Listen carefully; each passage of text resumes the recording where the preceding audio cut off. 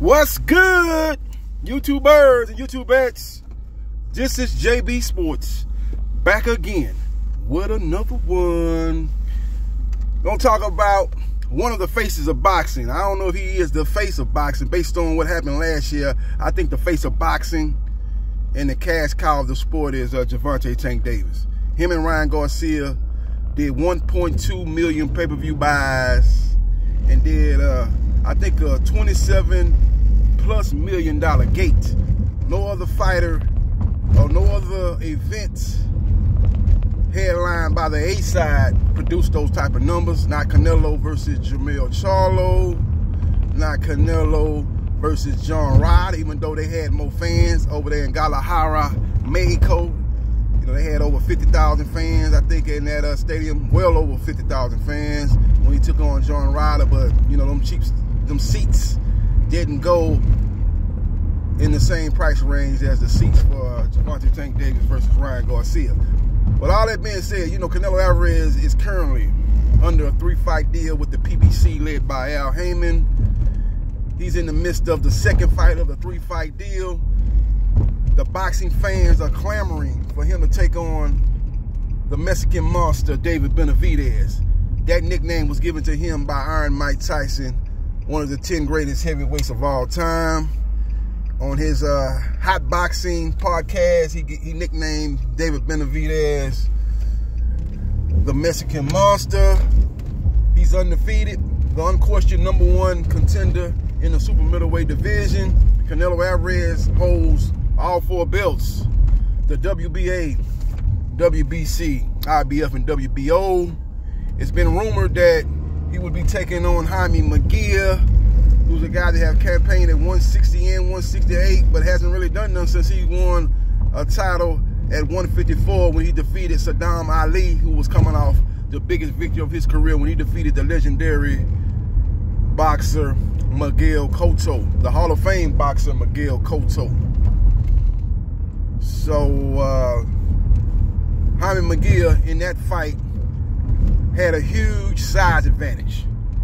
You know, I don't know what his weight was on fight night, but he was at least 15 pounds heavier than Saddam Ali, who was basically a blown-up welterweight who had campaigned at 147, went up to 154, and got the upset victory over champion Miguel Cotto. But he was actually a naturally smaller guy who really should have been at 147, but he won the belt there. Instead of going back down, he decided to defend his belt, which was a smart move, smart business move, because, you know, you're going to make more money as a champion than you are as a challenger trying to fight for somebody else's belt or fighting for another opponent in a non-title fight.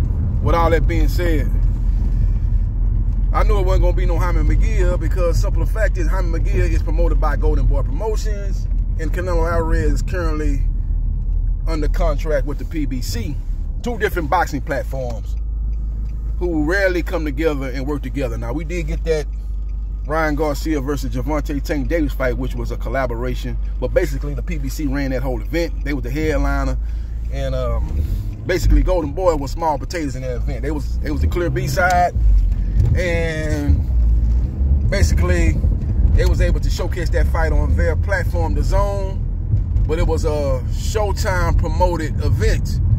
Had Showtime announcers. The whole event was put together by Showtime and the PBC led by Al Heyman. So outside of that fight, we don't have a lot of examples of the PBC and Showtime working together on a quote-unquote big fight. This fight does not fall under that category, so I don't think those 2 sides will come together for this fight to happen.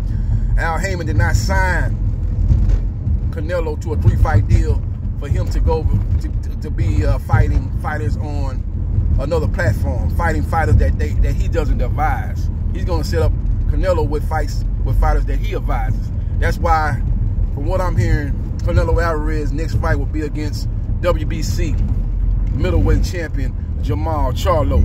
Now, a lot of people gonna shit on that fight. A lot of people gonna say, well, man, how he gonna get the fight, man? His brother shit the bed, man. Jermall came in there and we didn't even try to win.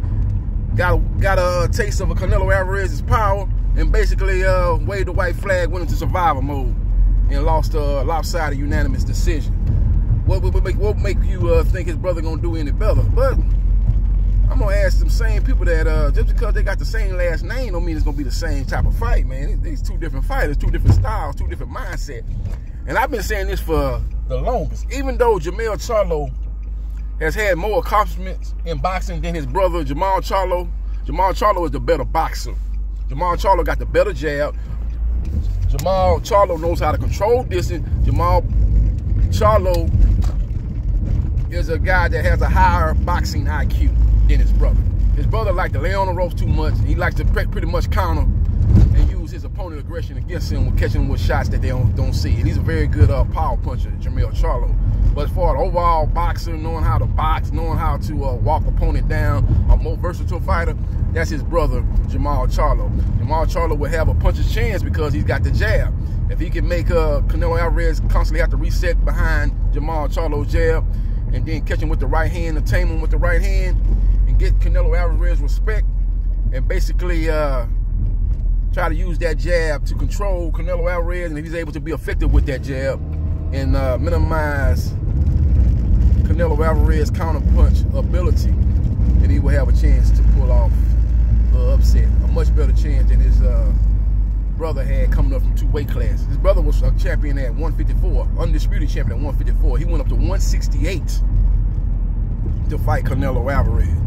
His brother, Jermall Charlo, is a 160-pound middleweight champion. And in his last fight, I think that fight was at 165 or somewhere between 163 and 165. So he was fighting at a higher weight than he normally fights at in his last fight when he defeated Jose Benavidez Jr. by unanimous decision. So he'll be able to much more effectively make 168.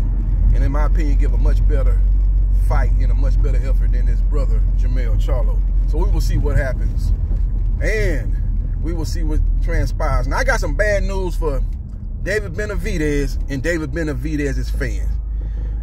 Now, the second fight of the 3-fight deal is going to be against Jermall Charlo. That's going to be May 4th, Cinco de Mayo weekend. A lot of people saying, well, okay, well, he got one more fight with the PBC. The third fight has got to be David Benavidez. And I'm here to tell you right here now that that's not going to be the case. He ain't fighting no David Benavidez in his third fight. I'm going to tell you who he's going to fight, though. But it's not going to be David Benavidez. Canelo Alvarez told everybody and their mama in an interview not too long ago that he would never fight a Mexican fighter again. Would never do it. And he used the reason why he ain't going to do that again is because it left a bad taste in his mouth when he took on the legendary Julio Cesar Chavez Sr.'s son, Julio Cesar Chavez Jr. Remember that fight? In the lead up to that fight, it was a lot of trash talking, a lot of bad blood. And right after that fight, he was able to beat him by lopsided unanimous decision as he basically beat him from round 1 to round 12, beat him from pillar to post. You know, left no doubt that he was a superior fighter. That fight was at a catch weight of 164 pounds. After that fight, man, it left a bad taste in his mouth because the legendary Hall of Fame fighter Julio Cesar Chavez Sr. is one of Canelo Alvarez's heroes. And I think it didn't sit well with Canelo Alvarez the whole lead up to that fight. I don't think he was excited about taking that fight. His handlers, his managers, his promoter convinced him to take that fight because there was a lot of money on the line for that fight. That fight did 1 million pay-per-view buys, so he got paid handsomely for that fight. So it was a money deal. But I don't think he really was. I think he just left a sour taste in his mouth after that fight, man. I don't think he said to himself, man, I'm not gonna fight any more Mexican fighters. I'm fighting nothing but non-Mexican fighters from here on out. And you look at his fight since the Julio Cesar Chavez Jr. fight, he hasn't fought one Mexican fighter.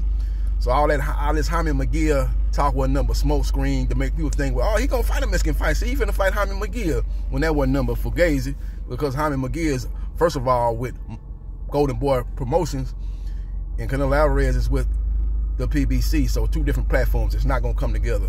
They rarely work together. So that wasn't gonna happen. And number 2 is Jaime Munguia is a Mexican fighter, so that fight's not gonna happen. He's gonna fight Jermall Charlo May 4th. Cinco de Mayo weekend. In September, Mexican Independence Day weekend, he's going to take on the winner of Terrence Bud Crawford versus Tim Tszyu. That's who he's going to take on in that third fight. Whoever win that fight, that's who Canelo going to fight in the third fight of the PBC deal. That's going to be his final fight under the PBC. contract, and that's going to be the third fight. It's not going to be David Benavidez. I'm sorry to break the bad news to the David Benavidez fans. I'm sorry to break the news to boxing fans in general who want to see the best fight the best. Because there's no doubt about it that the best two fighters at 168 pounds are Canelo Alvarez and David Benavidez. That is one of the biggest fights to be made in boxing for 2024. And it's a damn shame that the fight's not going to transpire. Canelo Alvarez is in a position where he don't have to fight David Benavidez. Really, his boxing career is set in stone. When he decides to hang up his gloves, he's going into the Hall of Fame, no doubt about it. He's going to go down as one of the, I say, the 50 greatest boxers in boxing history. I think there's no doubt about that. And I think his legacy is pretty much secure. So he's going to be looking to take on fights that he believes he can win. He's not going to get in a 50-50 fight with a Mexican fighter. First of all, it's a dangerous fight. But number one is that David Benavidez is a Mexican slash. He's not a Mexican fighter. He was Ecuadorian. He's a Latino fighter. So he ain't fighting any more Latino fighters. Let me clarify that. I say Mexican fighters. He's not fighting any more Latino fighters. He's not fighting David Benavidez. He's not fighting no Jaime Munguia. He's gonna fight Jermall Charlo May 4th, and then in September he's gonna take on.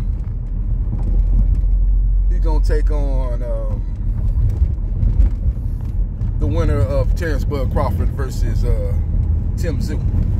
So we will see what happens, and we will see what transpires. But that's the long way around the fact that, yeah, the rumors are true that Canelo Alvarez will be taking on Jermall Charlo.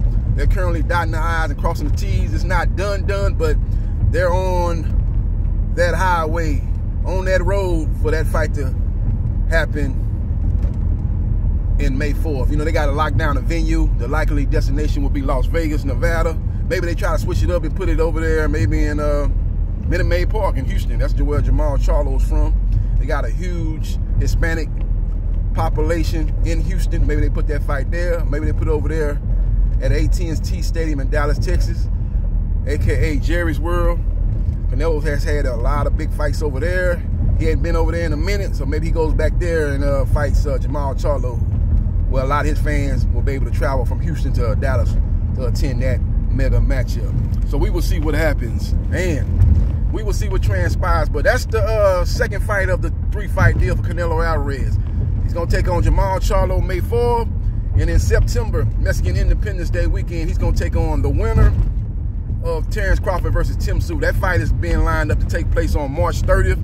That's going to be the grand opening, the debut of the PBC on Amazon Prime. Amazon Prime is making big things, making big moves.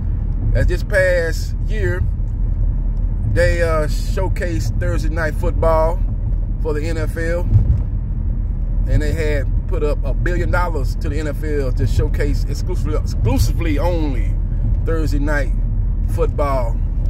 So they're in the business of putting on big events, and the first big event that they'll be putting on in a collaboration with the PBC will be Terrence Crawford moving up to the junior middleweight division to take on the champion at 154 pounds, Tim Tszyu. So we will see what happens, and we will see what transpires. Follow me on Facebook, Gerard Briscoe. Like, share, and subscribe to JB Sports. The man, the myth, the legend. And I holla.